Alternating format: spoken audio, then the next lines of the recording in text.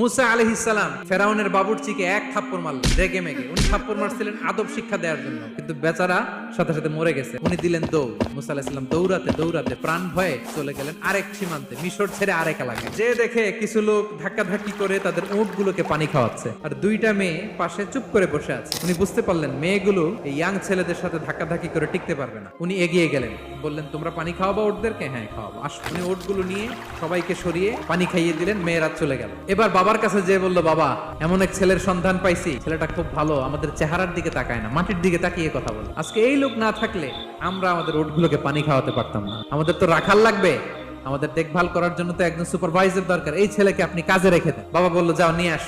মেয়ে দুজন যে বললো, আব্বার কাছে চলেন, আব্বা আপনার কথা বলবে, আপনার সাথে আলাপ করবে। মুসা আলাইহিস সালাম বললেন, ঠিক আছে, তোমরা পেছনে পেছনে যাও, আমি তোমাদের আগে আগে যাই। তোমরা আমাকে বলবা যে ডানে না বায়ে না সামনে। মুসা আলাইহিস সালামের নজর যেন তাদের দিকে না পড়ে। মুসা আলাইহিস সালাম বললেন, আমি আগে যাই, তোমরা